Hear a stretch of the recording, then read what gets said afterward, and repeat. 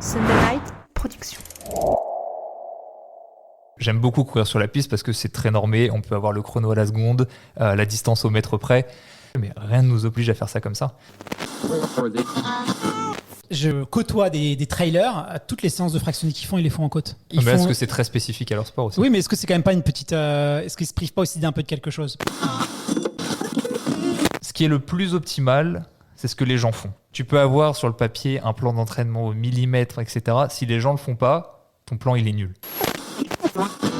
Tu as la tête, ça y est, tu commences déjà à me donner envie de retourner sur la piste, tu vois, voilà, c'est cool.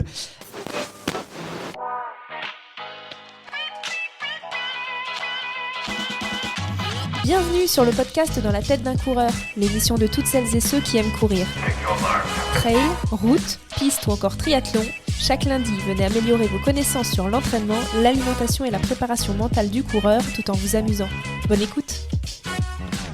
Soyez les bienvenus dans le podcast Dans la tête d'un coureur et aujourd'hui nous vous proposons dans ce format DLTDC original un épisode autour des alternatives aux fractionnés traditionnels, souvent réputés comme difficiles, ennuyeux, voire démotivants. Les adeptes du fractionné sont de plus en plus rares et de plus en plus de coureurs essayent en tout cas de se tourner vers des méthodes d'entraînement un peu plus souples, notamment avec l'essor du trail où on boude un peu la piste. Pour autant, est-ce qu'on peut vraiment faire l'impasse sur les séances de fractionnés ? Existe-t-il des alternatives efficaces aux 10 x 400, 10 x 1000 et autres 15 x 200 sur piste ? Et pour explorer toutes ces questions et tenter de diversifier notre entraînement, j'ai le plaisir d'accueillir un expert dans ce domaine, Tristan Pavlak. Il est entraîneur et cofondateur de Campus Coach, la première plateforme d'entraînement en ligne en course à pied, créateur de la chaîne YouTube Ironhuman. Ça commence à faire pas mal de casquettes. C'est ce que j'étais en train de me dire. Comment est-ce que tu vas ? On se croit dans Game of Thrones. Ça va très très bien et toi Guillaume ?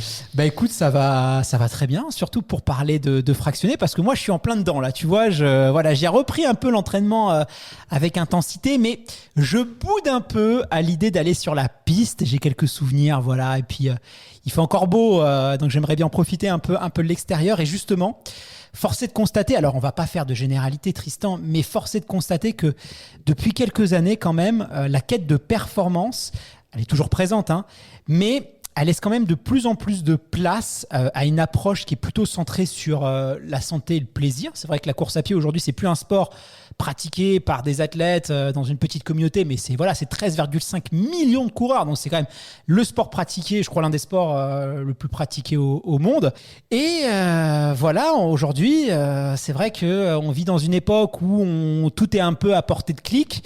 On a envie d'avoir un peu tout de suite et on veut, je vais pas dire faire le moins d'efforts possible, mais en tout cas, on a de plus en plus de difficultés à l'idée de souffrir, à l'idée de faire des sacrifices. Alors, on cherche des entraînements qui sont un peu moins douloureux, un peu moins contraignants. C'est pour ça aussi que le trail, je pense, est aussi en plein essor parce que l'entraînement, il est peut-être un peu moins rigide que quand tu prépares un marathon. Il y a un peu plus d'intuition, il y a un peu plus... C'est une méthode, à mon avis, en tout cas pour les coureurs amateurs, où on peut plus facilement s'organiser. Alors après, tu vas peut-être pas être d'accord avec moi, mais en tout cas, je pense que moi, c'est ce que j'entends. Beaucoup de trailers me disent, le trail, c'est un peu plus souple. Voilà, c'est cette souplesse, cette envie de souplesse qui donne envie. Et c'est vrai que cette évolution, elle n'est pas négative, hein, parce qu'aujourd'hui, il y a quand même, du coup, vu que la course à pied est plus accessible, il y a plein de gens qui se mettent au sport, qui pratiquent une activité physique. Donc ça, il y a moins de freins à l'entrée, ça fait moins peur aujourd'hui. Mais c'est vrai qu'on a tendance à vouloir tout de suite, en fait, prendre du plaisir à courir. Alors que c'est quand même pas tout à fait ça. Il y a quand même une période où il faut s'adapter, il faut faire de la caisse, il faut tout ça. Et voilà, donc on va essayer de voir s'il existe des alternatives aux fractionnés traditionnels, si on veut éviter de passer par la case piste, ou si tout simplement on veut, comme moi par exemple, on en a un petit peu marre et on veut travailler sa vitesse et être plus performant en cherchant des trucs un peu plus ludiques. Voilà. Est-ce que toi tu es d'accord avec ce programme ? Oui, alors d'accord avec le programme, il y a eu beaucoup d'informations. Premièrement, déjà cette envie de plaisir, etc. Vis-à-vis, tu parlais du trail, je trouve que c'est très intéressant parce que est-ce que l'entraînement est vraiment plus intuitif en trail ? Non, mais je pense que ça noie plus facilement le poisson parce que comme le trail, c'est moins dans le chrono, c'est moins dans la performance et c'est plus dans un peu le plaisir d'être proche de la nature, le plaisir de passer un bon moment en nature, en forêt, etc. Je pense que les gens sont moins proches de la performance et les gens quand ils courent sur route, ils sont plus en mode si je cours sur route, c'est pour être fort, alors qu'en réalité c'est pas tout à fait le cas. Et les gens peuvent comparer parce que c'est vrai que tu dis tu as fait un marathon, tu as fait un 10 km, on va te demander assez rapidement c'est quoi ton chrono. Exact. Sur un trail, cette question là qui met un peu la pression. Bon, c'est vrai que sur l'UTMB, ça c'est une grosse course. Évidemment, le chrono est important, mais dans la plupart des trails hors grosses classiques, voilà, c'est plutôt une place à la rigueur, mais le chrono, il a pas trop d'intérêt. Ouais, après, cette notion de plaisir aussi, elle est importante parce qu'il y a beaucoup de gens qui se mettent à la course à pied parce que c'est extrêmement facile d'accès et parce que le sport, c'est important. Donc les gens se disent, le sport, c'est important. Quel est le sport que je peux pratiquer ? Je pratique la course à pied. Mais la course à pied, c'est pas un sport fait pour tout le monde. Il y a des gens qui veulent faire de l'escrime, des gens qui veulent faire du badminton. Donc c'est vrai qu'il y a beaucoup de gens qui se retrouvent à faire de la course à pied sur route, alors que le plaisir, tu as dit tout à l'heure, le plaisir n'est pas immédiat. Moi, je pense que c'est faux. Il y a des gens qui prennent du plaisir immédiatement, ils commencent à courir, ils ont des sensations qu'ils adorent. Il y en a pour qui, en effet, le plaisir est un peu plus délayé, il va se retrouver dans la progression, dans le fait de réussir ses courses, etc. Et là, pour le coup, le plaisir est un peu plus délayé. Dans le trail, je pense qu'être proche de la nature, ce genre de choses-là, ça se retrouve beaucoup plus facilement.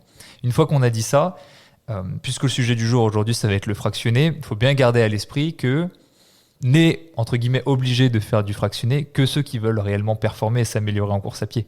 Si on veut juste courir, il n'y a aucune raison de faire du fractionné, à moins qu'on adore la sensation que ça nous fait, le fait que ça fasse mal.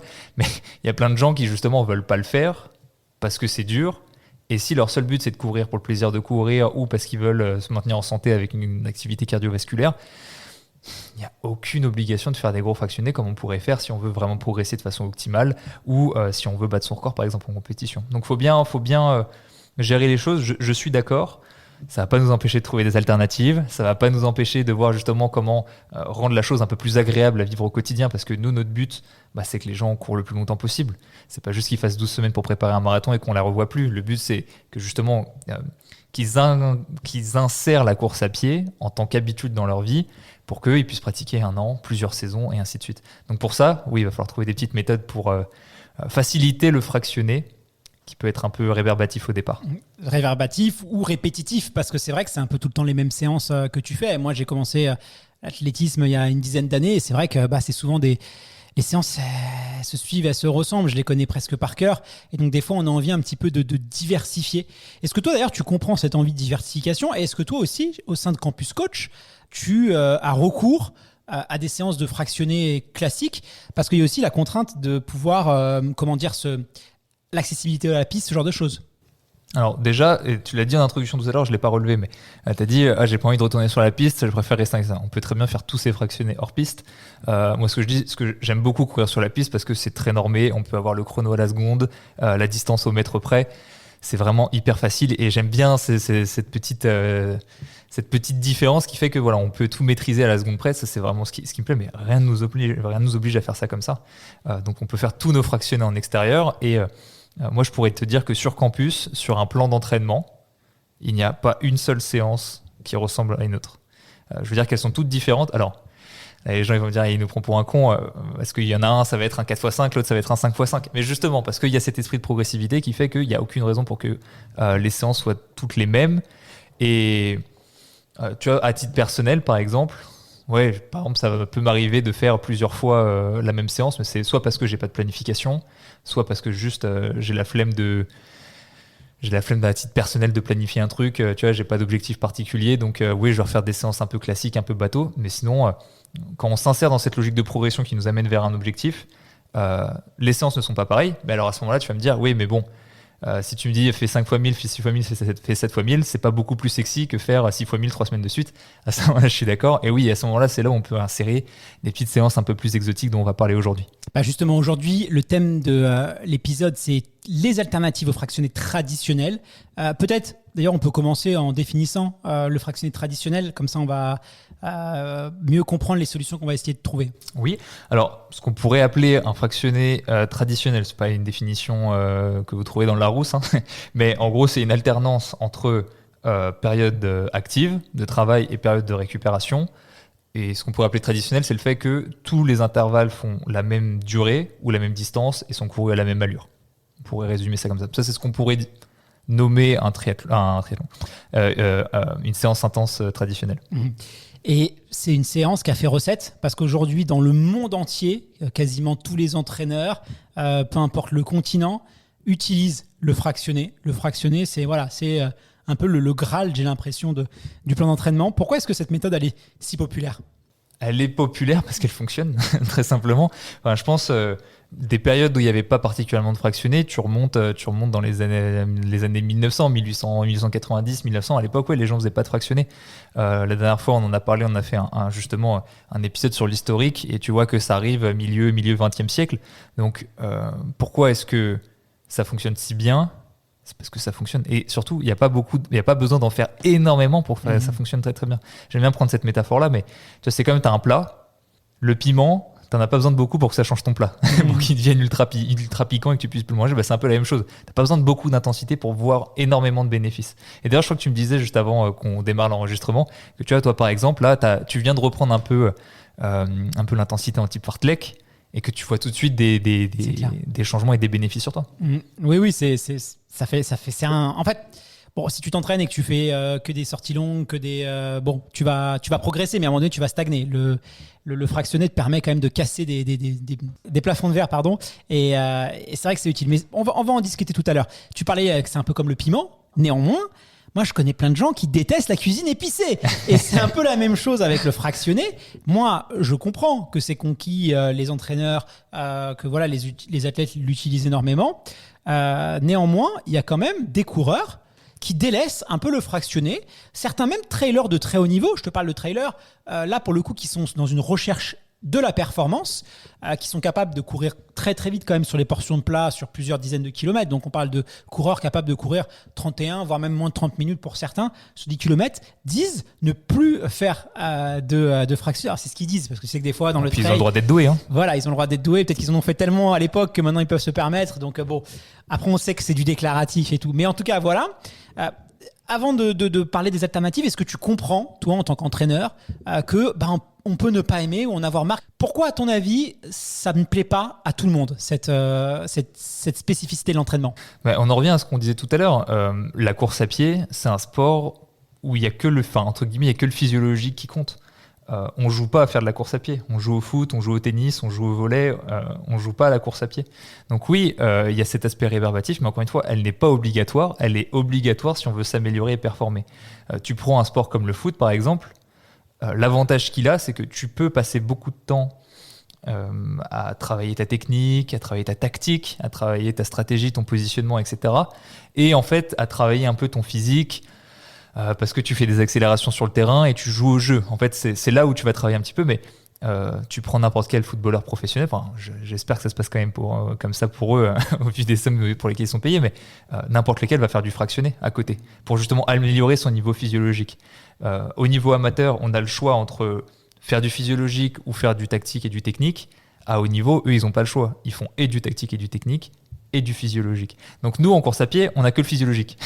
Donc pas de chance. Et c'est là où, comme on disait, il y a le trail où tu ne retrouves pas cet aspect tactique, mais tu retrouves cet aspect plaisir. Après, vis-à-vis des professionnels, vraiment, je ne serais pas celui qui les prendrait particulièrement en exemple, parce que c'est souvent des gens aussi très doués. Donc oui, ils ont peut-être des acquis qui vont continuer à faire évoluer avec peut-être plus de volume. Peut-être que tu l'as dit, ils en ont fait beaucoup et ils ont manqué de volume. Donc aujourd'hui, ils mettent le volume au dépend de l'intensité. Toi, tu crois, toi, tu as un trailer aujourd'hui qui te dit, qui fait... D'ailleurs, ça va être ma prochaine question. Est-ce qu'on peut se passer de fractionner si on est dans une recherche de progression, de performance, même de performance? On va vraiment, quelqu'un qui veut progresser, qui veut donner le meilleur de lui-même sur les compétitions, est-ce qu'il peut se passer de fractionner? Et est-ce que tu crois, on va pas citer de nom, mais est-ce que tu crois certains trailers qui disent ne jamais faire de fractionner et pourtant réussir à briller sur des grandes courses? Ça pose quand même certaines questions. Oui, quand ils le disent, mais si tu regardes dans les faits, je suis sûr que... parce que quand tu dis aux gens ne pas faire de fractionner, ils pensent s'entraîner tout le temps facilement. Et moi, je pense qu'ils ne s'entraînent pas tout le temps facilement. Je pense qu'ils courent en nature, et l'avantage de courir en nature, c'est que tu as du dénivelé, tu peux te faire 1 kilomètre vertical, tu peux faire des trucs à fond. Donc oui, en fait, si dans leur pratique, À chaque fois que ça monte, ils sont au seuil, et à chaque fois que c'est à plat, ils sont en endurance fondamentale. Mais en fait, ils vont reproduire des fractionnés ou des stimulations à haute intensité, un peu malgré eux. Donc c'est pas parce qu'ils ne font pas de fractionnés, qu'ils ne font pas de haute intensité, que parfois ils se mettent pas dans le rouge. Peut-être qu'il y a un petit souci de sémantique à ce niveau-là vis-à-vis des professionnels. Ensuite, si on parle de nous amateurs, pour progresser, le but, ça va être d'augmenter la quantité de stress qu'on génère. Voilà. Après, on peut devenir spécifique, etc. Ça, on en a déjà parlé plein de fois, mais le concept de base, c'est ça. Il faut augmenter la quantité de stress, et notre niveau de condition physique est lié au stress qu'on génère et qu'on arrive à assimiler. Cette quantité de stress, on peut l'augmenter exclusivement par le volume, et on peut l'augmenter exclusivement par l'intensité. Le problème, c'est que si on fait que l'un, on n'a que la moitié de l'équation. Ça fonctionne un temps, et puis on peut rallonger, mais on ne jouera pas sur tous les tableaux pour être au meilleur de sa performance. Donc oui, on peut progresser sans fractionner, mais tu joues que sur une variable, le volume. Moi, c'est ce que je faisais avant justement de reprendre le fractionné. Je faisais mes 10 km, allure footing. Quelquefois, je les faisais avec de l'intensité. J'essayais d'aller plus vite. Mais sans suivre, tu vois, une répétition ou ce genre de choses. Ça marchait, hein, voilà. Mais bon, t'arrives quand même vite à la fin 20, à la fin de l'histoire, quoi. Donc, il se passe plus grand-chose à un moment donné, parce qu'en fait, à un moment donné, tu plafonnes en vitesse, tu vois. Tu vas, avec un jour, tu vas être un peu plus vite, l'autre jour, tu vas être fatigué, tu vas être moins vite, mais tu fais un pas en avant, un pas en arrière. Donc, je vois bien que ça avait ses limites. Ouais, et puis, moi, je pense qu'il y a quelque chose d'important dans les fractionnés, avant de parler de variété, etc. C'est que ce qui est important, les séances fractionnées, il faut pouvoir mesurer la progression. Enfin, c'est pas qu'il faut pouvoir, mais mesurer la progression d'une saison sur l'autre ou d'un cycle d'entraînement à l'autre, ou par exemple, tu vas répéter plusieurs fois la même séance, parce que certes, on va parler de variété, mais parfois répéter la même séance, c'est bien, parce que si tu fais la même et que tu vois qu'à vitesse égale, ta fréquence cardiaque est plus basse, ou qu'à fréquence cardiaque égale, la vitesse est plus haute, ou que c'est plus facile, qu'importe, tu peux mesurer des progrès. Et pour moi, ça, c'est intimement lié à la motivation. Si tu vois que tes actes ont un lien, ont un effet sur le concret, tu t'entraînes dur parfois et tu t'améliores, pour moi, il n'y a rien de plus motivant. Il n'y a rien de moins motivant que de faire des choses au hasard et de jamais mesurer si tu progresses. Et donc oui, c'est bien, tu cours en nature et puis parfois tu accélères, d'autres fois tu n'accélères pas. Et le moment où tu sais si tu as progressé ou pas, c'est quand tu vas faire l'UTMB et que tu finis dans les 5 premiers. Oui, là, alors que l'année dernière, tu étais dans les 10 premiers. Oui, tu as progressé, c'est très bien. Mais pour des amateurs qui, je pense, ne se mesurent que très peu vis-à-vis des autres, nous, ce qu'on veut, c'est nous comparer vis-à-vis de nous-mêmes. On bat notre record sur 10 km, sur semi-marathon, et battre son record sur une course, c'est des objectifs sur le long terme. C'est dommage de se passer du fait que sur le court et moyen terme, le fait de normer nos séances fractionnées, le fait de pouvoir gérer la charge, en plus d'éviter les blessures et plein d'autres choses, ça nous permet de garder une motivation et justement mesurer nos progressions. Tristan, on va prendre le cas d'une athlète, on va l'appeler Marie, qui pratique la course à pied depuis plusieurs années, 5, 6, 7 ans. Elle en a un peu marre de reproduire un peu tout le temps les mêmes séances, des 10 fois 200, 3 fois 2000, tu vois, enfin un peu les classiques. Qui restent des basiques de l'entraînement, qu'il ne faut pas remettre en question, c'est pas ça. Non, c'est pas le sujet. C'est, on en a marre. Voilà, trouve que ça devient un peu monotone. Elle a peur de perdre sa motivation, ça l'excite un peu moins d'aller sur une piste. Voilà. Qu'est-ce qu'elle serait pour elle, pour Marie? Qu'est-ce que tu pourrais lui dire en termes d'alternatives aux fractionnés traditionnels? Comment est-ce qu'elle pourrait est-ce qu'il existe des solutions pour rendre les entraînements un peu plus fun, tout en continuant à progresser? Parce qu'aujourd'hui, on va analyser toutes les alternatives qui existent justement aux fractionnés traditionnels, pas forcément fractionnés, mais le traditionnel. Est-ce qu'il existe des solutions, à ton avis? Oui, il existe des solutions, et le but, c'est de trouver le juste milieu entre ne jamais varier, faire toujours les mêmes séances et que ça soit extrêmement rébarbatif et ennuyeux. Ça, c'est un extrême du spectre.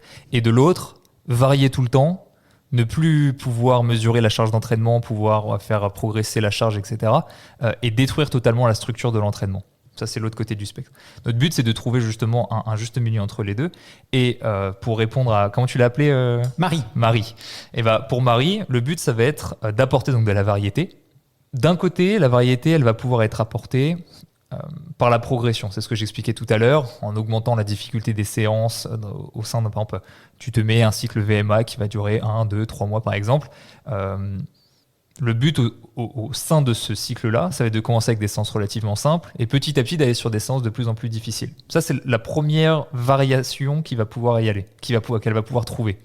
Parce que les séances, tu vas commencer le 10 x 400, c'est peut-être l'une des séances que tu vas retrouver soit à la moitié, soit aux 2/3 peut-être. Mais tu vas pouvoir faire des séances plus difficiles. Et je vais me dire, c'est quoi plus difficile ? J'en sais, ça peut être un 8 x 300, comme ça peut être un 12 x 400. Tu vois, ça, c'est une séance plus difficile qu'un 10 x 400, par exemple. Qu'est-ce que c'est une séance plus simple ? Juste, tu retires des répétitions, tu raccourcis un peu la distance. Ou même, tu prends un 20 x 200. Dans les faits, c'est plus simple qu'un 10 x 400. Bref, ça, c'est la première chose. Et dans la deuxième chose, ça va être de proposer de manière ponctuelle. Qu'est-ce que c'est ponctuel ? Pour ceux qui sont vraiment très ennuyés à l'entraînement, peut-être une semaine sur 2, on va dire. Et puis pour les autres, ça peut être une semaine sur 4. Proposer des alternatives. Donc là, on va en voir quelques-uns aujourd'hui. Des entraînements pyramidaux, des entraînements en progressif, en variation d'allure, hard start. Voilà, plein de variations de séances. Qui sont très prisés par les trailers, du coup. Voilà, par exemple, peut-être, qui vont justement pouvoir relancer un petit peu, se dire, ok, je me teste sur quelque chose dont j'ai pas l'habitude. Mon entraîneur, potentiellement, il a mesuré un peu la charge, donc je sais que c'est pas totalement déconnant vis-à-vis de ma structure. Ça va pas être une séance 2 fois plus dure que la séance de la semaine dernière avec la séance suivante. Il y a un lien là-dedans, mais juste, ça va permettre de respirer et d'apporter tous les bénéfices dont on va parler aujourd'hui. Bon, ça, c'est une excellente nouvelle pour Marie, mais aussi pour beaucoup de coureurs, et moi y compris. Avant d'explorer les alternatives en dehors du cadre de la piste, on va sortir de la piste, mais là, on va y rester un tout petit peu. J'aimerais qu'on détaille quelques alternatives intéressantes dont tu as commencé à parler. Tu viens de dire le pyramidal. Est-ce que tu pourrais nous éclairer un peu plus sur ce concept ? Parce que c'est vrai que finalement, j'ai l'impression voilà, on connaît un peu les séances pyramidales. Je les retrouve très peu dans les plans quand je vois à droite, à gauche. Pourtant, là, on a une séance que moi, je trouve très ludique, sympa, qui te permet de travailler pas mal de choses. Pourtant, j'ai l'impression qu'elle est sous-exploitée. Donc, est-ce que tu peux nous parler un peu de la pyramidale, ses avantages ? Et toi, si tu l'utilises, par exemple, au sein de Campus Coach ? Alors, le plus important, c'est de te dire que quel que soit l'entraînement dont on va parler aujourd'hui, va y avoir soit un mélange d'intérêts physiologiques, mais sinon c'est plus, on va dire, lié à l'imagination de l'entraîneur, qui va pouvoir justement apporter une variation au bon moment. Vis-à-vis de l'entraînement pyramidal, on va dire qu'on va retrouver 3 séances différentes. La première, ça va être, on garde la même vitesse tout au long de l'entraînement, mais ça va être la durée des intervalles qui va être pyramidale. Donc on va commencer peut-être avec des 400 mètres, puis on va monter sur un 600-800, peut-être placer un 1000 au milieu et redescendre juste après. Ça, c'est la comme première. La pyramide, en fait, c'est ça. On monte. Exactement. On monte, voilà, des petites, on monte, on arrive au pic. Donc là, c'est peut-être un 2000, par exemple. Un 2000 mètres par exemple. Et ensuite, on redescend. Donc c'est vraiment comme une pyramide. Et du coup, c'est cool parce qu'en fait, psychologiquement, une fois que tu as atteint le pic, c'est bon. Tu as la moitié de la séance finalement, mais tu te dis psychologiquement, je descends. Ouais. Et donc en fait, et même tu es plus relâché, tu es plus détendu et tout. Et c'est vrai que c'est une séance qui est, moi je trouve super cool, quoi. C'est l'un des gros intérêts de cette séance-là, exactement. Et puis l'autre variante qui apporte le même bénéfice, c'est cette fois-ci tu fixes la durée, mais des intervalles, mais ça va être la vitesse que tu vas faire en pyramidal. Et tu pourrais me dire une troisième variante où tu fais un mix des deux. Tu fais un 4 x, je sais pas, un 10 x 500. Et à chaque fois que tu augmentes, et après tu redescends. Exact. D'accord. Par exemple 10 x 500 et puis tu vas courir en 4 et puis 3,55. Puis peut-être tu vas remplacer un ou deux au milieu ou aux 2/3 à 3,50 et puis redescendre après. Ça m'a donné envie d'en refaire. Tu vois, ça y est, tu commences déjà à me donner envie de retourner sur la piste. Tu vois, voilà, c'est cool. Parce que c'est vrai que c'est des séances assez fun. Comment est-ce qu'on peut les intégrer, justement, ces séances de pyramidal ? À quelle fréquence ? Et aussi, est-ce que tu penses que c'est très adapté pour certaines prépas, 10 km, semi, trail, et d'autres un peu moins voilà, peut-être tes recommandations sur comment on peut les intégrer à nos plans. Alors, comment les intégrer ? Ça va être un peu valable pour toutes les séances d'aujourd'hui. Ça va être en complément de séances vraiment traditionnelles. Si tu reprends... on va changer d'essence VMA parce que les coureurs ne parlent que en VMA, donc il faut les obliger à parler d'autres choses. Tu vas parler de séances type allure 10 km. Au milieu de ton cycle, par exemple, tu vas faire 6 x 1000. Au lieu de faire 5 x 1000, 6 x 1000, 7 x 1000, sur ton 6 x 1000, tu peux très bien apporter de la variation en commençant par exemple par des 800 mètres, puis faire par exemple 800, 1000, 1002, peut-être un 1005 et redescendre la pyramide juste après. Ce qui est bien, c'est que ça permet de faire du volume aussi. Exact. Ça va être le deuxième intérêt vis-à-vis de la séance pyramidale que j'aime beaucoup. Ça va être soit de travailler sur un intervalle plus long qui va être spécifique à la course que tu vas préparer. Je pense typiquement, tu vois, sur une préparation d'un 5 km, c'est très difficile de faire des intervalles à 5 km toujours très longs Mais sur une séance pyramidale, tu peux sur un intervalle aller choper une longueur qui peut être un peu plus longue sans que la séance soit très difficile en soi. Ça, c'est la première chose. Ou alors, ça peut être spécifique à la succession des cycles. Si par exemple, tu vas travailler ton cycle 10 km, tu fais un cycle d'allure 10 km ou un cycle de seuil, qu'importe, avant un cycle d'allure semi-marathon en prépa spécifique pour un semi-marathon, ça peut être intéressant sur l'une ou plusieurs de tes dernières séances à allure 10 km ou au seuil, de mettre une séance pyramidale qui va permettre d'allonger un intervalle et qui va recouper avec la longueur des intervalles que tu vas retrouver sur ton cycle suivant. Par exemple, à allure 10 km, on fait peut-être un peu plus rarement des 2000 ou des 3000, alors que à allure semi-marathon, c'est quelque chose qu'on retrouve beaucoup plus régulièrement. Tu vois, le fameux, tu disais 3 fois 2000 à allure semi-marathon, c'est vraiment genre la séance un peu classique, voire 4 fois 2000. Bref, allure 10 km, c'est un peu plus rare. Donc le fait de faire en pyramidale, ça peut te permettre de retrouver des durées d'intervalle que tu vas retrouver sur ton cycle suivant, donc de l'introduire progressivement. Ça peut être intéressant. Avantages, inconvénients, on a développé pas mal les avantages. Est-ce qu'il y a peut-être des inconvénients à ce type de séance ou est-ce que tu vois les limites peut-être? Des limites, il n'y en a pas réellement en soi. Un autre avantage que je pourrais quand même te donner, c'est de dire que, tu l'as dit tout à l'heure, quand tu redescends, tu as l'impression que c'est facile, mais tu rajoutes quand même du volume. C'est-à-dire qu'il y a vraiment un point clé sur toutes les séances un peu plus, comme ça soit avec des variations, que ce soit variation d'allure, que ce soit variation d'intervalle, c'est que à charge d'entraînement égale, tu as l'impression que la séance est plus facile. Ça, c'est vraiment quelque chose d'important. Donc, certes, quand tu redescends, peut-être que si tu travaillais à 1000, tu vas redescendre sur des intervalles de 400, peut-être moins stressant pour le corps. Tu pourrais dire ça fait diminuer la charge de l'entraînement ou la difficulté de l'entraînement. Mais en soi, c'est un peu du bonus. Ouais, c'est pas une mauvaise chose en soi, bien sûr. Donc en fait, c'est à la fois négatif parce que tu redescends. Quel est l'intérêt de faire un truc plus facile? Mais à la fois, ta charge d'entraînement est plus élevée pour un perçu d'effort égal, pas mal. Bon merci pour ces explications très claires. On a notre première alternative, le pyramidal. Ça on le met de côté. Bonne nouvelle, c'est que on va en analyser beaucoup d'autres. C'est que le début. C'est que le début. Et je crois que maintenant, tu veux nous parler de ce que toi tu appelles l'entraînement progressif.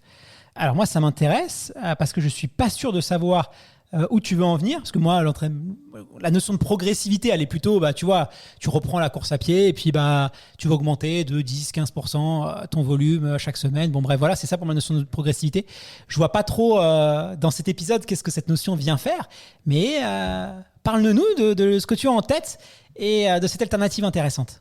Tu peux la trouver sur deux types de séances différentes. Tu vas avoir les séances progressives sur ta sortie longue, où, par exemple, tu vas pouvoir commencer avec un peu d'allure marathon, puis semi-marathon, et finir avec un court intervalle, soit au seuil, soit allure 10 km, par exemple. Et le but, c'est de justement rentrer dans la séance progressivement, de générer un peu de fatigue avant de travailler une allure un peu plus forte.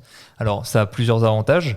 Déjà, ça t'oblige à finir fort, ce qui est un réflexe qui est quand même assez bon à prendre, surtout si on est un peu compétitif. Ah ouais, c'est vrai que ça peut être sympa. Exact. Et le but, ça va être de retrouver. Donc ça, c'est sur la sortie longue. En général, ça va être sur des intervalles continus, plutôt des intervalles longs et où on va pas trop chercher la haute intensité, mais c'est juste pour finir avec une pointe un peu plus élevée. On pourra rentrer dans les concepts un peu physiologiques si ça t'intéresse juste après.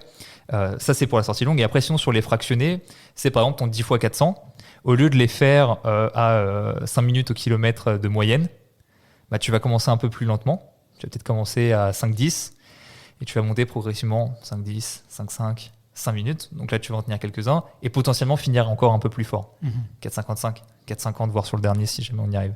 Donc tu rentres progressivement sur ta séance et là aussi, il peut y avoir plusieurs intérêts à faire ça. Ça, du coup, les intérêts, c'est quoi? C'est vraiment, on est sur la motivation, c'est le fait que on va se challenger pendant la séance et c'est moins brutal. Parce que c'est vrai, quand on fait un 10 x 400, il faut tout de suite se mettre dans l'allure. Donc, voilà, ça peut, psychologiquement, c'est dur. Là, cette progressivité, elle va faire les choses un peu en douceur. En fait, c'est ça. C'est si tu sens que... parce qu'au final, il ne va pas y avoir une grande différence sur la séance, mais si tu sens, par exemple, qu'un athlète, psychologiquement, il va avoir du mal à se mettre dedans, mais que physiquement, tu sais qu'il est reposé, tu sais qu'il est prêt, il a bien dormi, plein de choses, tu peux dire, OK, on va lui laisser le temps et on va lui laisser la chance de se prouver qu'il en est capable. Ouais. Et en fait, tu te mets pas la pression tout de suite sur tes premiers intervalles, tu rentres dedans, et puis tu sens que ça répond bien, tu sens que les sensations sont bonnes, t'accélères. Et en fait, au final, la charge sur l'entraînement est pas beaucoup plus élevée, voire pas plus élevée du tout, mais juste, t'as laissé une chance à ton athlète. Ouais, j'aime bien. Et tu vois, dans cette logique un peu, quand tu as besoin de regagner un peu confiance en toi, ça peut arriver, tu sais, tu foires une séance, une deuxième séance parce que tu as un peu de lassitude et puis voilà, tu sens que tu as tendance un peu souvent à mettre le clignotant ou tu reviens un peu, tu refais de la vitesse après un marathon, par exemple, tu as perdu un peu tes repères. Ça, c'est des séances qui sont assez, je vais pas dire confortables, mais qui nous mettent dans une situation un peu plus de confort, voilà, entre guillemets. Exactement. Donc ça, moi, Après, tu as aussi l'inverse. C'est-à-dire que, en fait, si on parle d'aspect négatif, c'est que tu peux avoir la tendance de te laisser très souvent le choix. Le problème, c'est que quand tu es en course, il faut partir à l'allure.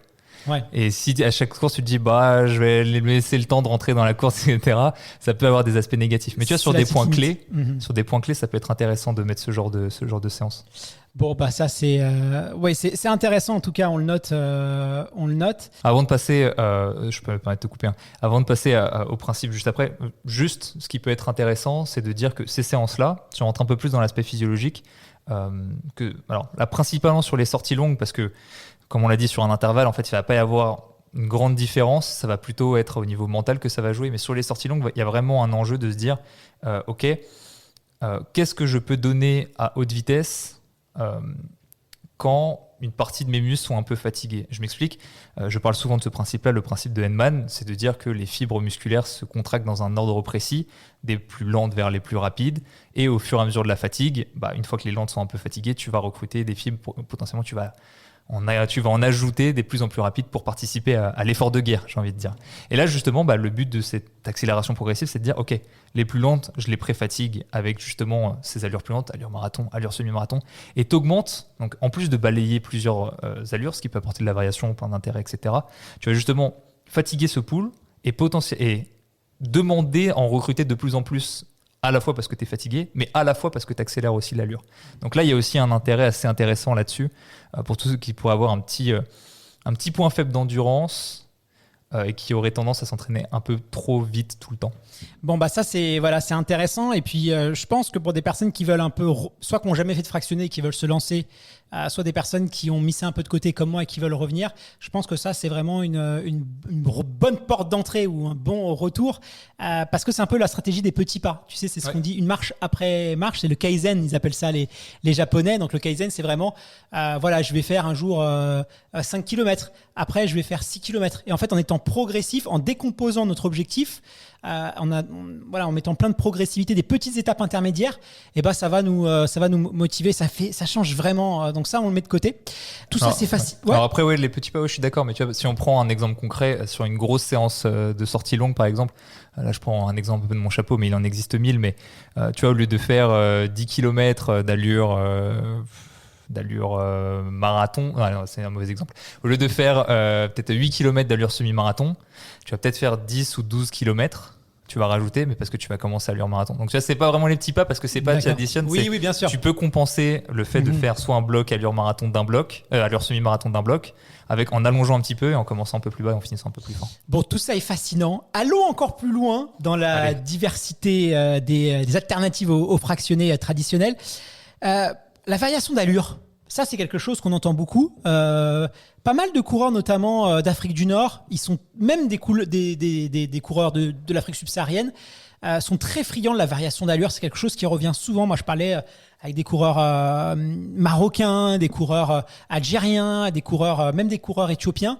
La variation d'allure, elle est hyper importante pour eux. Alors, c'est beaucoup des crossman aussi, et souvent on me parle de 10 km, donc les courses où tu veux un peu viser la gagne, les courses de village ou quoi que ce soit, où tu peux avoir des pelotons qui vont un peu s'endormir, et il faut mettre des à-coups. Ça, on le voit souvent, tu sais, même au marathon de Paris, on voit souvent, ils aiment bien faire ça, les coureurs africains sur les coureurs européens, c'est qu'ils nous mettent des à-coups, ils accélèrent d'un coup très très vite, ils vont ralentir un petit peu, et après ils vont réaccélérer, ils vont tout dérégler comme ça. Ça, c'est la variation d'allure. Est-ce que c'est proche du progressif ? Alors c'est pas proche du progressif, mais c'est proche des séances en variation d'allure pour le coup dont on parle. Donc c'est différent encore. Hein. Ouais, parce que progressif pour le coup ça serait juste. C'est stable. Oui, en fait, ça serait juste genre finir fort. Prendre l'habitude de petit à petit. Est-ce que sur une course, tu cours à la même vitesse? Dans ta tête, t'as pas le même investissement au premier kilomètre qu'au 10e kilomètre. Au premier kilomètre, t'es en contrôle. Sur un 10 km, je parle. Premier kilomètre, t'es en contrôle. Au 5e kilomètre, ça commence à être dur. Et à partir du 7e, t'es à fond jusqu'à la fin. Donc, tu vois, Mais le lièvre, il est un peu progressif parce qu'on parle de negative speed, des fois. Et le lièvre, voilà, justement, il va mettre des allures un petit peu plus. Tu vois. mais c'est toujours à quelques secondes près. Oui, bien alors sûr. que là, là, tu peux avoir un écart beaucoup plus grand. Mais là, par contre, sur les variations d'allure, tu as un vrai aspect spécifique qui, là, pour le coup, est ultra important sur certaines disciplines comme le cross dont tu as parlé, où là, pour le coup, pour moi, c'est même pas une obligation d'en avoir dans le plan, parce que rien n'est jamais une obligation, mais... Pourtant, on n'a pas tant que ça, hein, des séances à variation d'allure. Sur des plans 10K, semi, moi, j'en ai pas vu des masses. Hein. Parce que c'est pas du cross. Oui, c'est pas du cross. Ah oui, sur le cross, ça, c'est indéniable. C'est voilà. Sur un 10 km, est-ce que tu n'as pas de besoin spécifique, puisque sur un 10 km, tu varies pas d'allure normalement en tant qu'amateur. Sauf si tu veux gagner et que tu Après, veux faire différent. péter les mecs avec toi. Exactement. Donc là, on rentre sur des stratégies tactiques. Il y a peut-être des coureurs amateurs qui nous écoutent et qui courent avec leurs copains et qui veulent un peu leur faire du mal, tu vois, et qui Si cherchent tu des croises le techniques. regard de quelqu'un, tu rentres en compétition, c'est la règle. Donc voilà. Oui, parce que y a toute cette stratégie de quand tu cours à côté ou derrière, c'est beaucoup plus facile qu'une fois que tu es distancé. Cet aspect tactique qu'il peut y avoir en course à pied quand même, hein, parce que c'est pas que physiologique non plus. Donc concrètement, ça ressemble à quoi? Une séance à variation d'allure. On revient à notre fractionné traditionnel. Répéter la même distance avec le même temps de récupération, la même allure. Là, la variation d'allure, ça casse tout ça, j'imagine, parce que sinon, c'est le principe du truc. À quoi ça ressemble et en quoi ça peut être une bonne alternative au traditionnel? Donc par exemple, je vais te prendre un exemple de séance 3 ou 5 fois 1800 mètres. Mettons 1800 mètres au lieu de le courir, par exemple, au seuil. Prenons un exemple.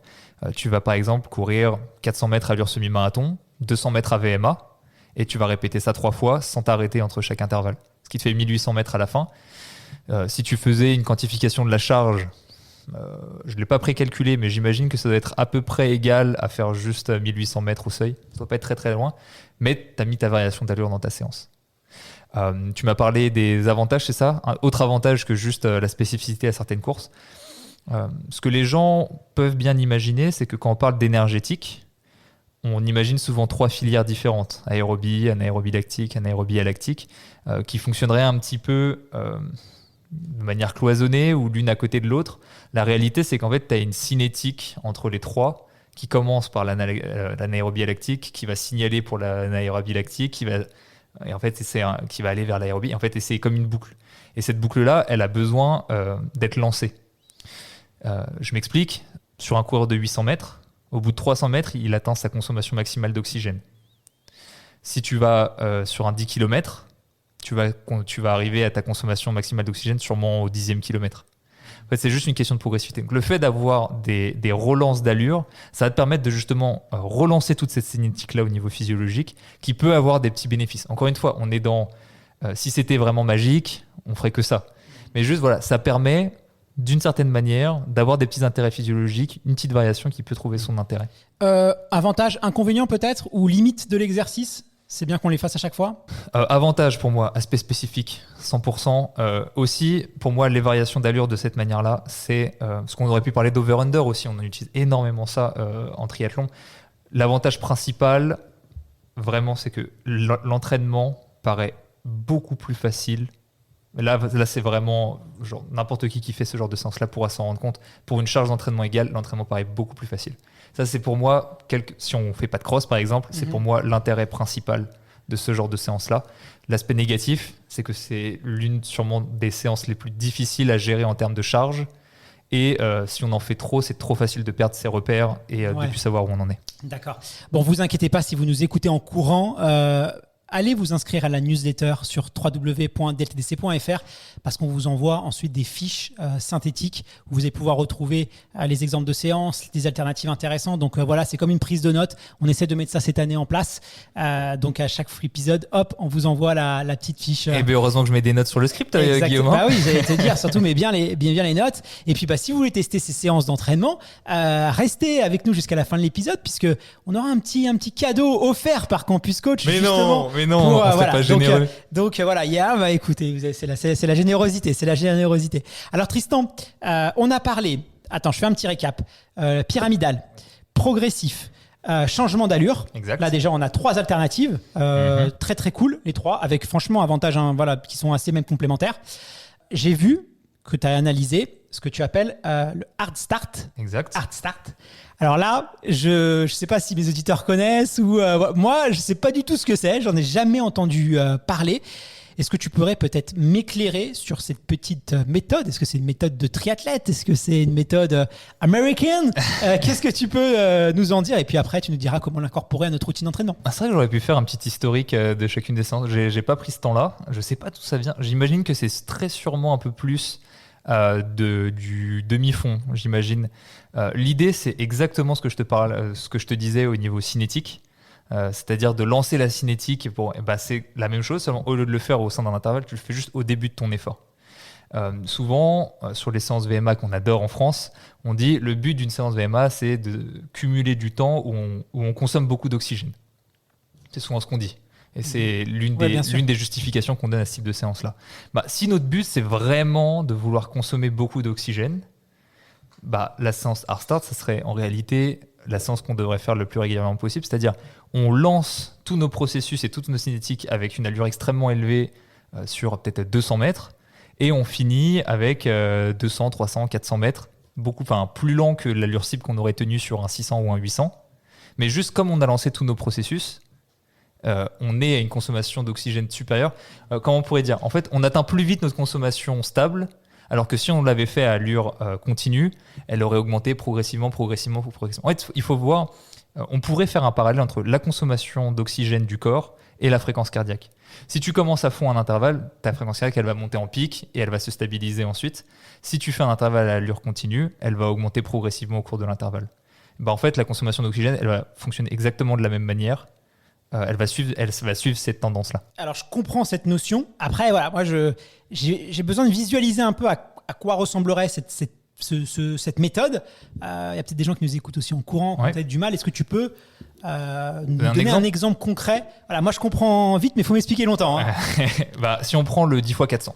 Ouais. Par exemple, qui est la séance la plus classique, connue. Le master. Exactement, tu la cours à 100% de VMA. VMA, il faut définir. Une 8 pour toi. Alors, au moins, faut définir selon quel avec test. 40 secondes de récup, hein, parce que toi, tu blagues pas. Moi, j'aime bien pincer. En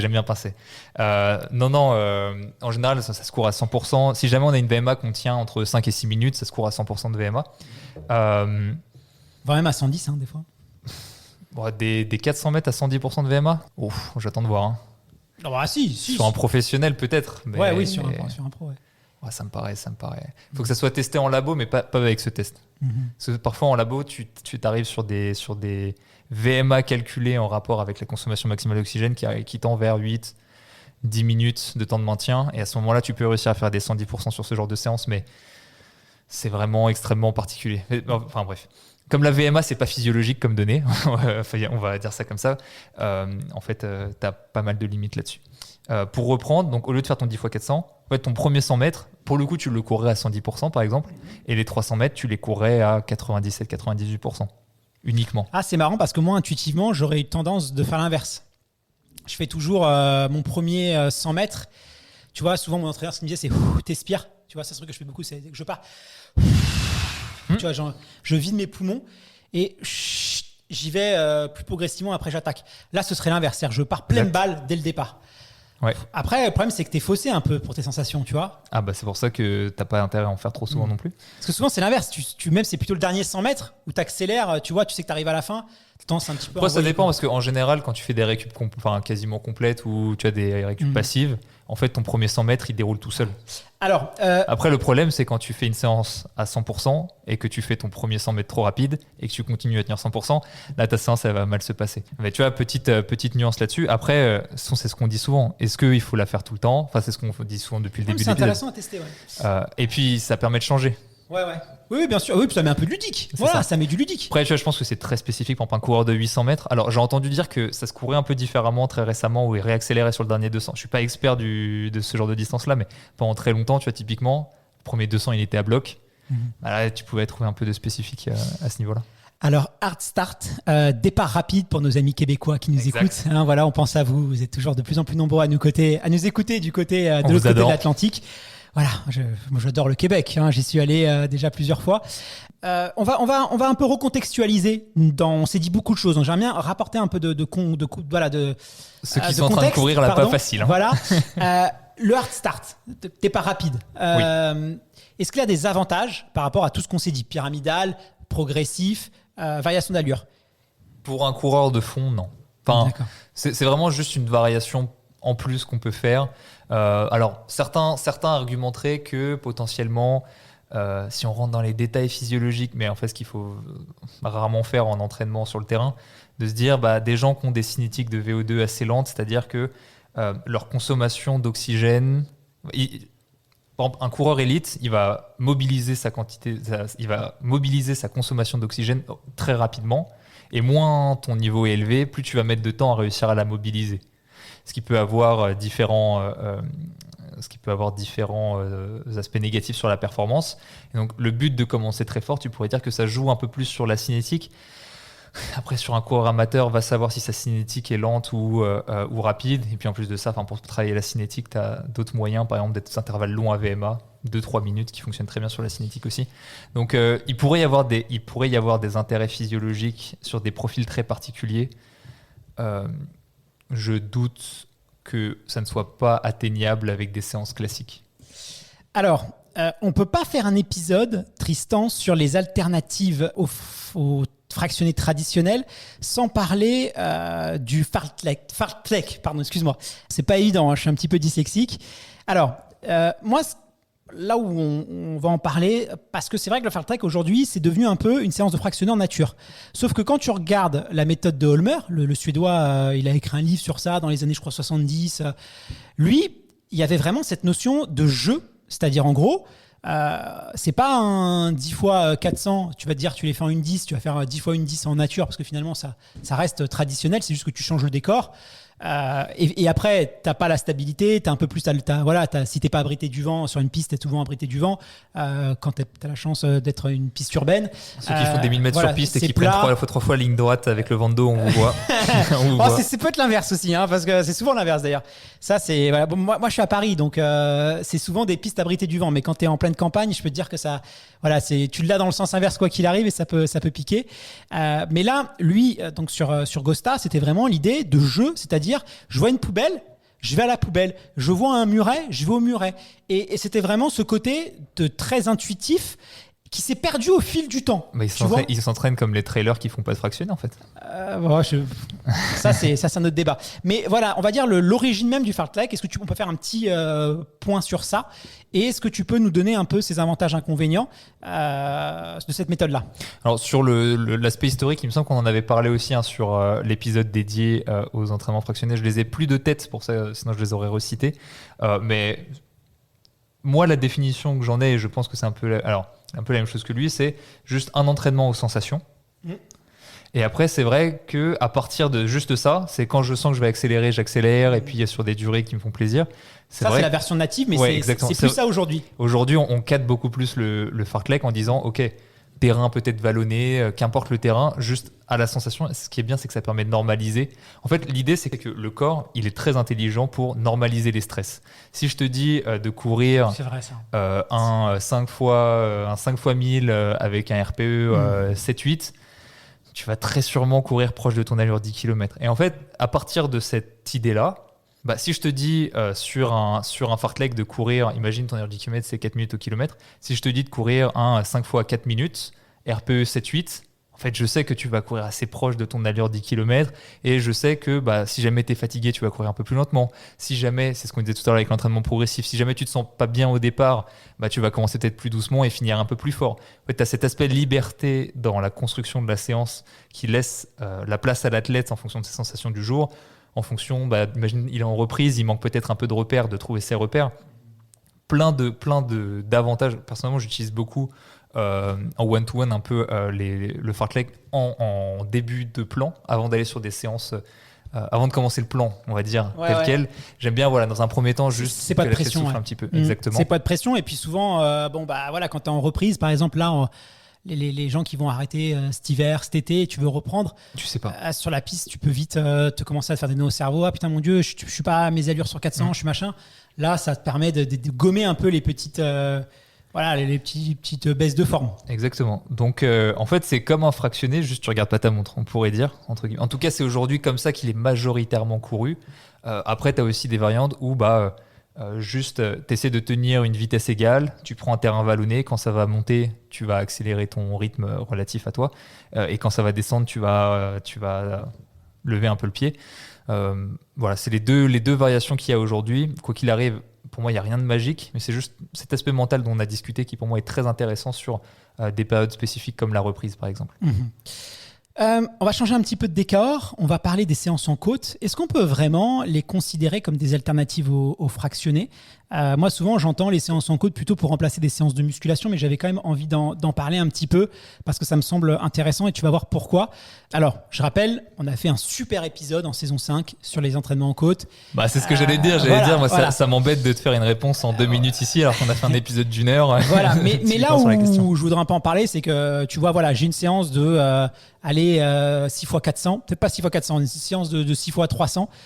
J'ai une belle côte chez moi. Est-ce que ce serait pas intéressant aussi que je la fasse en côte ?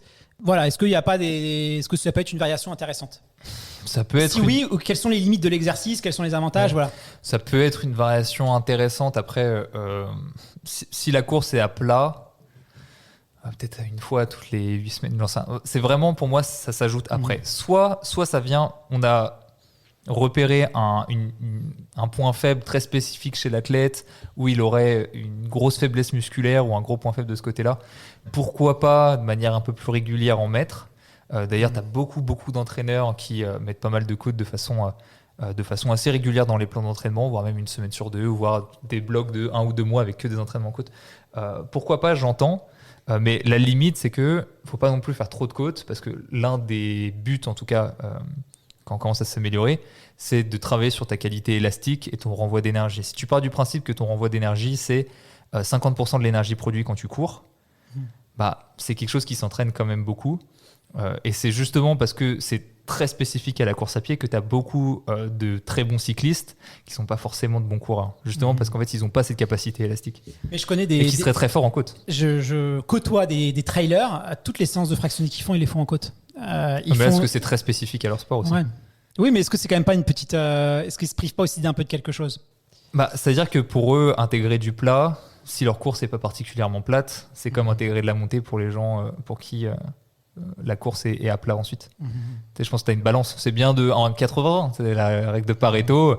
Si tu as 20% où tu apportes de la variation, cette variation peut intégrer des côtes.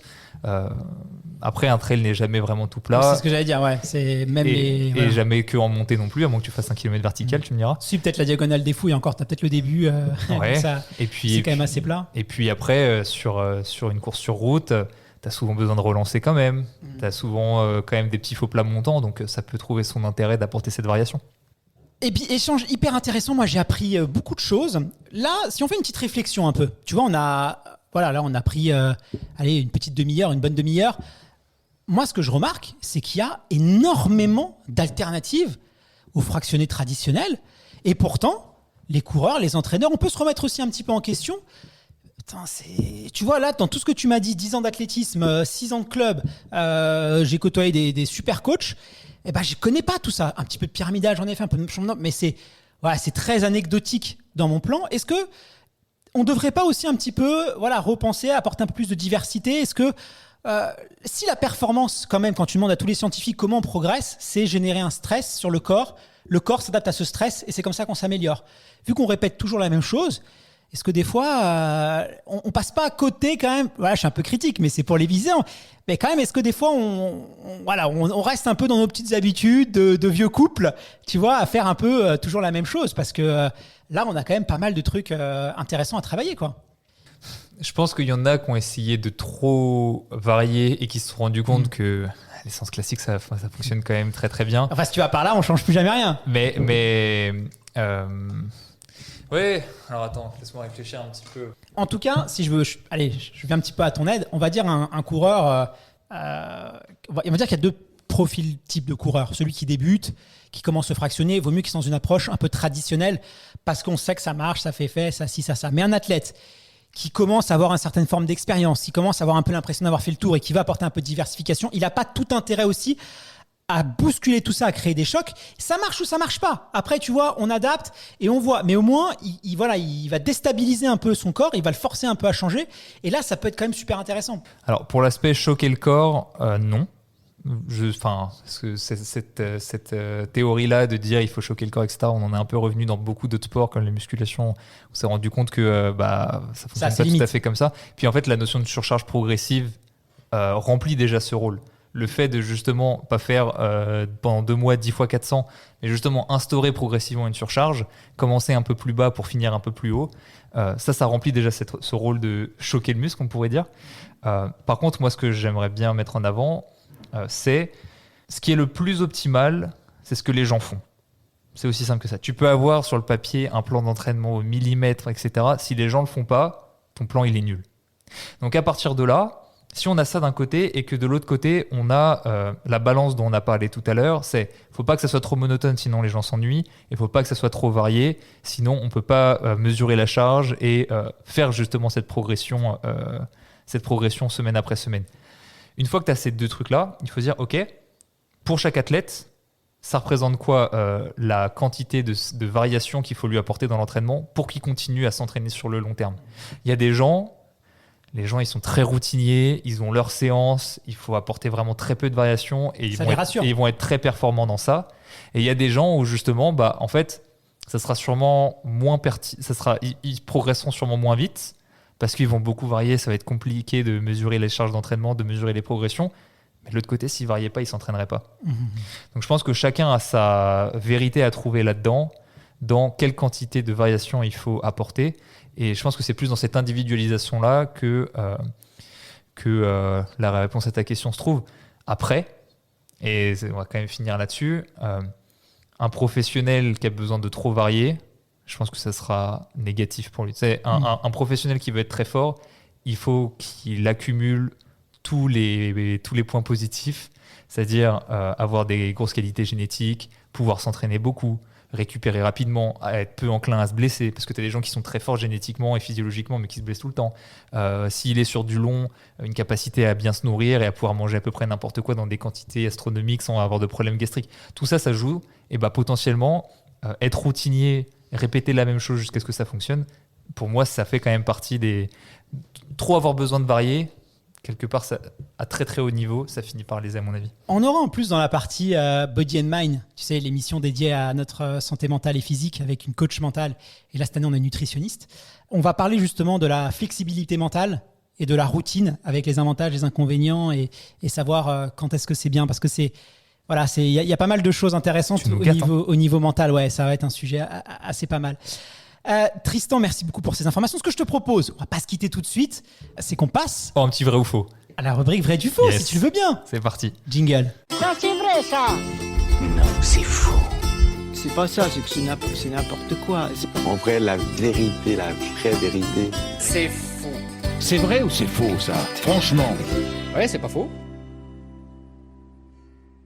La rubrique vrai du faux, chaque mois, on essaye d'identifier les bêtises des choses vraies, débunker les informations qu'on peut attendre autour de la course à pied. Aujourd'hui, on va s'intéresser aux idées reçues sur le fractionné, puisque c'est le thème du jour. Tristan, le fractionné est seulement utile pour les coureurs qui cherchent de la performance. Vrai ou faux ? Ah, c'est pas la même question que tu avais écrit. Tu as marqué fractionné uniquement pour les coureurs élites. Pour les coureurs élites, j'aurais dit non. Mais pour la performance, quelque part, j'ai envie de dire oui. En tout cas, réservé pour les gens qui progressent. Oui, parce que finalement, si tu veux juste courir, te vider la tête et profiter de la nature, t'es pas obligé de faire du fractionné. Quoique, faut rappeler que nos amis de l'Organisation mondiale de la santé, l'OMS, recommandent, maintenant, je crois que c'est assez récent, mais recommandent activité physique modérée, donc footing, avec aussi d'intensité. Donc, les recommandations de la santé, si vous faites du sport santé, c'est des petits footings, mais quand même un peu d'intensité et de la musculation, faut pas l'oublier. Il me semble que, alors j'aurais vraiment pas envie de m'avancer, mais sur pas mal de pathologies cardiaques, etc., après un certain temps et quand le médecin dit que c'est bon, je crois que justement, le fractionné, c'est un très bon moyen d'éviter des récidives. À vérifier, mais en tout cas, pour la santé, oui. Souviens-toi de l'épisode qu'on a fait spécialement sur le fractionné. Si vous voulez tout savoir du fractionné traditionnel, voilà, celui-là, c'est un peu la partie 2, mais si vous voulez tout savoir du fractionné traditionnel, on avait fait un épisode sur le fractionné, et souviens-toi que le fractionné a été découvert à la base. C'était un médecin du cœur. C'était un protocole pour soigner des malades du cœur. Et c'est ensuite des entraîneurs qui se sont inspirés de ce protocole-là médical. Donc, c'est important de le rappeler. Donc, faire du fractionné pour être en bonne santé, c'est quand même important. C'est ce que, au tout début de l'épisode, j'ai failli le dire et puis je me suis dit que c'était pas pertinent, mais tu fais bien de le rajouter maintenant. C'est le bon moment. Deuxième idée reçue, vrai ou faux, plus le fractionné est intense, plus il est bénéfique. Non, bien au contraire. Enfin, plus il est bénéfique. Sur le papier, oui. C'est vrai, mais sur le papier, oui. Mais jusqu'à certaines limites. Mais si on faisait que des séances au carton toutes les semaines, on verrait très facilement que c'est pas le meilleur moyen de progresser parce que tu finirais avec des athlètes totalement cramés. Donc, en théorie, plus le stress est grand, plus l'adaptation est grande. Mais en fait, il y a un truc qui s'appelle le corps humain entre les deux. Et nerveusement, physiquement, en termes d'assimilation, ça se passe pas comme ça. Donc non, et au contraire, on voit que les gens qui s'entraînent trop intensément, trop souvent, c'est pas ceux qui performent le mieux. Au contraire, c'est un peu les rois d'entraînement. Hein. C'est-à-dire que souvent on se dit mais je comprends pas, l'entraînement j'y arrive, à la compétition ça marche pas. Peut-être que tu t'entraînes trop intensément à ton entraînement. Et souvent on le voit, des coureurs. Typiquement, je vais prendre Sébastien qui rêve de courir le 10 km en moins de 40 minutes. Il a sa séance de 6 fois, 8 fois 1000 allure 10 km. Je crois que c'est 4 minutes au kilo pour faire moins de 40. Allez, il va se dire, je vais prendre une petite marge, je vais le faire en 3,55. Il va il va un peu se saboter en faisant ça parce que des fois, on a tendance à vouloir mettre un petit peu plus pour être sûr. Ça, c'est pas intéressant, quoi. C'est pas parce qu'on va aller plus vite qu'on va mieux progresser. Il vaut mieux respecter les allures. Ouais, 5 secondes, ça fait beaucoup quand même. Après, encore une fois, question de logique interne parce que tu as beaucoup d'entraîneurs qui vont te dire, je préfère que tu mettes 5 secondes en moins. Par contre, je te rajoute 30 secondes de repos et tu me les fais en passif. Et comme ça permet... Oui, mais là, c'est notre séance. Exact. Voilà, mais là, voilà, tout ça pour dire que si jamais votre entraîneur vous dit de courir un peu au-dessus de votre pace, c'est peut-être qu'il a ses raisons. Si sur Campus Coach, tu dis il faut courir à 4 au kilo pour faire machin, le mec il te fait 3,55 et qui t'envoie et qui dit que la séance elle était dure ou que le lendemain il dit je suis un peu fatigué en ce moment, là il y a des claques qui se perdent. Mais ils ont une cote d'effort, donc après ils peuvent s'en vouloir qu'eux-mêmes. Dans ce cas-là, oui, je suis d'accord. Alors souvent, tu sais, nous, il faut respecter les consignes et ne rendons pas les entraînements plus durs qu'ils ne le sont déjà. Surtout pas. Voilà, parce qu'on a un peu... Voilà. Et moi, le premier, attention, quand je dis ça, je m'inclus évidemment dedans. Après, il faut quand même faire la limite parce qu'il y en a il y a des entraîneurs qui, dans leur logique interne, ne veulent pas que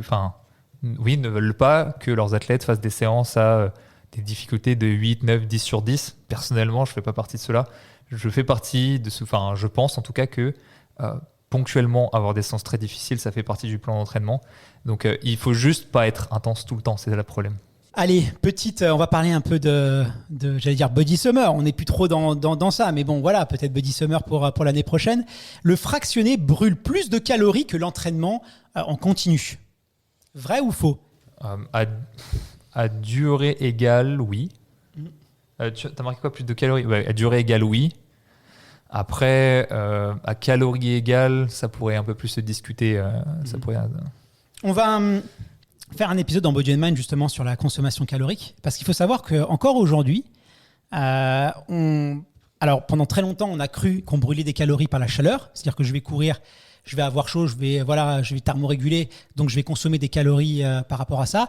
Aujourd'hui, il semblerait qu'une étude récemment anglaise qui a été faite met un peu, on est beaucoup moins sûr. Et encore aujourd'hui, on ne sait pas vraiment comment est-ce qu'on brûle des calories, comment est-ce que cette énergie elle nous commence.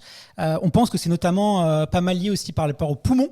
C'est pour ça d'ailleurs que souvent les fumeurs qui ont des mauvais poumons ont tendance à être plus minces, vont brûler plus de calories à un exercice défini. C'est-à-dire que tu prends des fumeurs, tu leur fais faire 20 minutes, ils vont brûler plus de calories que des sédentaires parce que les poumons sont en moins bonne qualité. Donc il y a plein de subtilités autour de tout ça et on aura justement un épisode précis sur la dépense énergétique en course à pied. Mais il ne faut pas croire qu'on a tout de suite identifié, on a des pistes. On sait comment ça se passe plus ou moins sur les souris, mais sur les êtres humains, c'est encore un mystère. Mais moi, consigne, je ne sais pas ce que tu en penses, pour moi, c'est les deux. Si vous voulez perdre du poids et vous voulez courir en perdant du poids, faites des séances longues et corrélez ça en plus à des fractionnés. Donc vous jouez sur tous les tableaux parce que vous êtes lipidique, glucidique sur toutes les filières. Et en plus, vous avez une alimentation équilibrée Voilà, souviens-toi, on en avait parlé il y a quelques semaines. Je t'avais dit que j'avais perdu un peu de poids, en réadaptant légèrement mon alimentation, mais surtout en intégrant du fractionné. Et du coup, j'avais joué sur les 2 tableaux parce que je perdais pas de poids en faisant 40 km par semaine parce que j'ai toujours la même intensité. Là, en ajoutant, en remplaçant, j'ai pas ajouté, j'ai toujours le même volume, mais j'ai remplacé une séance d'entraînement footing classique par une séance d'intensité. J'ai vu que j'avais perdu du poids, j'ai vu que musculairement aussi, je m'étais plus développé. Donc pour moi, c'est vraiment la combinaison des deux qui est le facteur top. Pour tout ce que tu as dit, calories, etc., c'est vrai que je vois pas trop, donc j'écouterai l'épisode pour voir de quoi ça parle. Et après, la question c'était, est-ce que le fractionné brûle plus de graisse ? Là, j'ai répondu oui à durée égale. Si la question c'était, est-ce que, pour plus de graisse, plus de calories, autant pour moi, est-ce que si j'ai envie de perdre du poids, je ne dois faire que du fractionné ? Là, je t'aurais dit non. Et attention, parce que souvent, le fractionné coupe un peu l'appétit. On a rarement faim, en fait, après une séance de fractionné. Et du coup, pour la récupération, la reconstruction musculaire, c'est pas l'idéal. C'est un peu anorexigène. Ouais, ça, faut faire attention. Alors que justement, les footings très très lents, ça a tendance à ouvrir l'appétit. En tout cas, moi, j'ai soit quand je vais courir avec, quand je vais courir lentement, j'ai la dalle. Donc aussi, il y a ce côté. Peut-être que tu vas surcompenser caloriquement parce que tu vas un peu plus manger, tu vas peut-être surestimer quand tu fais un footing.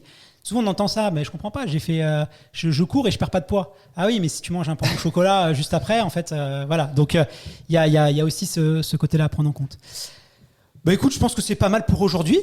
Tristan, j'avais promis un petit cadeau, peut-être. Mais voilà. Tu vas encore nous gâter. En plus de la newsletter de tout à l'heure, là, tu es en train de nous faire donner un cadeau. Tu sais qu'on a mis en place un petit code pour toutes celles et ceux qui voudraient. Apporter un peu de structure dans leur entraînement, un petit code DLTDC pour le code. Voilà, pour bénéficier de 10%, 10%, qu'est-ce que je dis ? Pour bénéficier d'un mois gratuit sur Campus Coach, pourquoi pas l'essayer ? Voilà, c'est gratuit, ça vous plaît, vous continuez, ça vous plaît pas, vous arrêtez. Et là, Tristan aux manettes vous préparera un beau petit plan, n'est-ce pas ? Exactement, petits oignons. Aux petits oignons, donc n'hésitez pas, DLTDC, le code promo sur Campus Coach, et bien sûr pour retrouver tout ce qu'on s'est dit en petite fiche pense bête, newsletter dans la tête d'un coureur. Merci infiniment Tristan pour ce superbe épisode, j'ai appris beaucoup de choses et je t'en remercie, ça m'a donné plein d'idées. Je te donne rendez-vous dès la semaine prochaine pour un nouvel épisode dans la tête d'un coureur, ça sera vendredi, à très vite. À très vite, bye bye tout le monde.